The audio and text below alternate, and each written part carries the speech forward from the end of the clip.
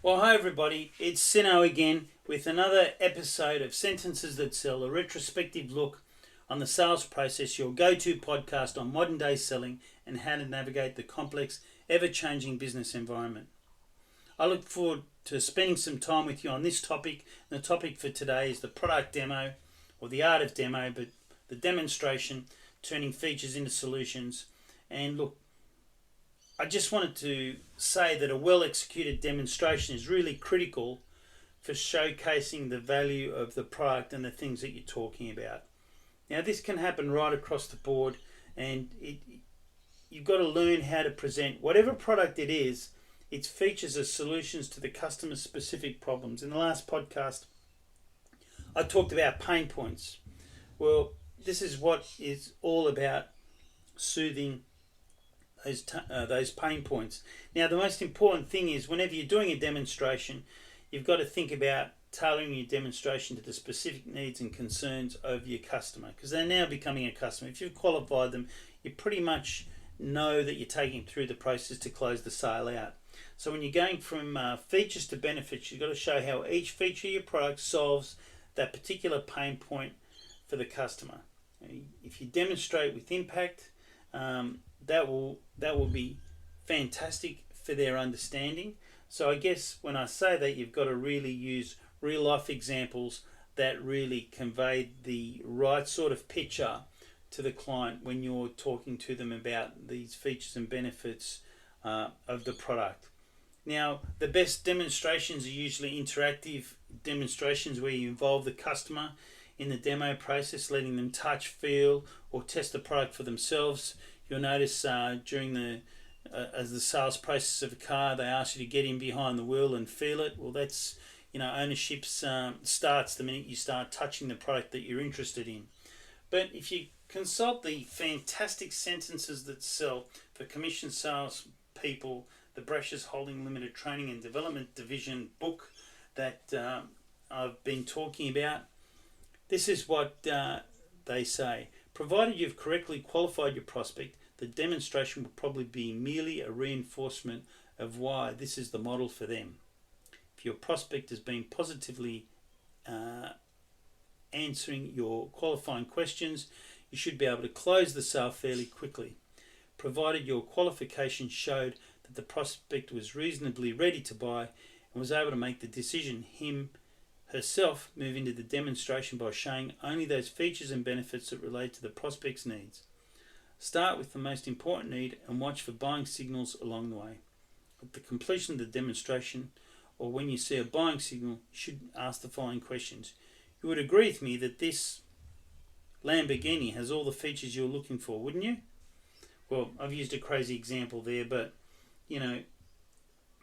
I think when it comes to big ticket items, you've got to use a lot of case studies or customer testimonials to give real world context to the product's value. But as I said, this all starts from having a great demo. Now, if you think about it, or think about modern day business, who would be the best example of the art of demo? Well, Steve Jobs comes to mind because he was a master at these product demonstrations. And I think, I remember seeing this video footage of Microsoft trying to emulate what Steve Jobs had done, and it looked absolutely ridiculous because really you have to be very, very good at what you do. But Steve Jobs, rest in peace, was a master of product demonstrations. His iconic keynote speeches, and they still happen today, such as the introduction of the iPhone in 2007, are legendary for their ability to really showcase the product's value. And he did it on such a massive scale. They had global events with this sort of stuff because he focused on just creating that emotional connection between the audience and the product and turning those features into compelling benefits that solve problems, people's pain points. So, I guess the lesson is show, don't tell. The best demonstrations make the customer see how the product will improve their life. The perfect demo, I guess, is, as you're going through your introduction, it isn't about showcasing everything the product can do. but it's about connecting, as I said, the dots between the product's features and the customer's pain points, right? And why does this matter? Well, customers don't really care about technical aspects of the product.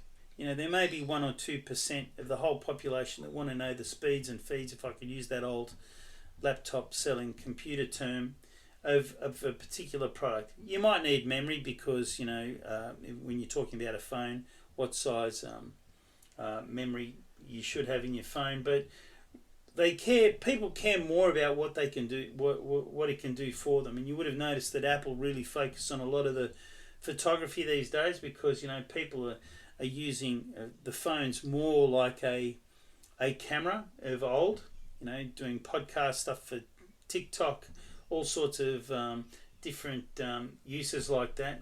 But really focusing on those benefits rather than the features is something that takes your demo from one level to the next.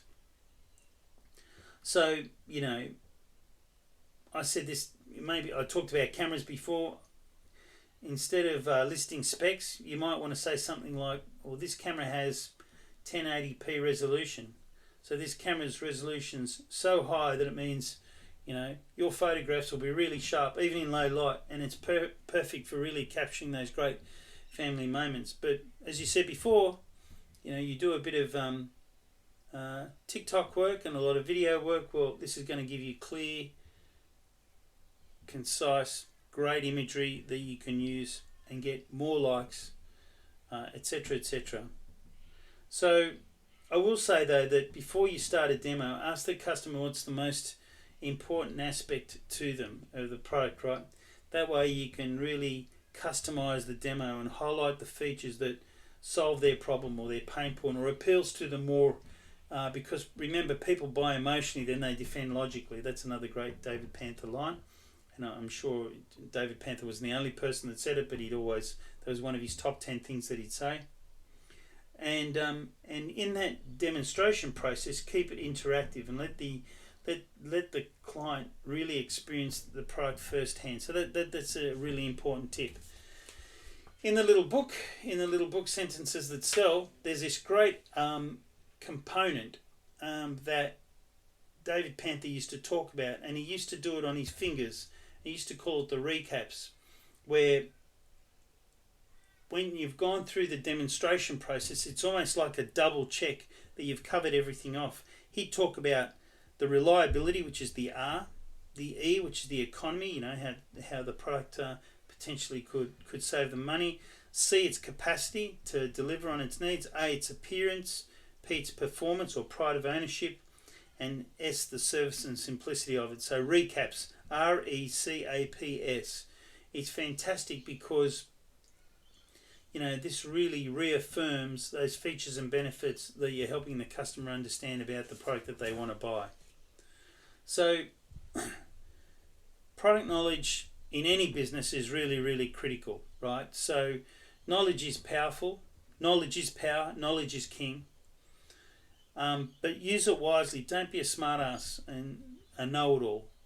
Only understand every single aspect of your product and bring that out when you need to talk about features and benefits or running through a recap if you need to overqualify a customer just to make sure they're on the right track if it's a high ticket item.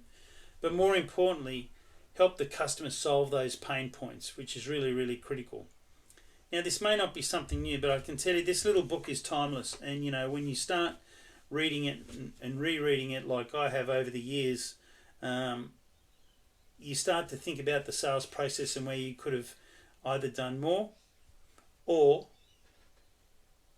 maybe done less. Anyway, I hope that was worthwhile. I'm going to see you next time. We're going to talk about, I think we'll delve into the wonderful world of handling objections, which is great, so you can make the sale. So thanks for listening. If you like it, please subscribe, please like, and thanks, and have a great day. I'm signing off for today. Bye for now.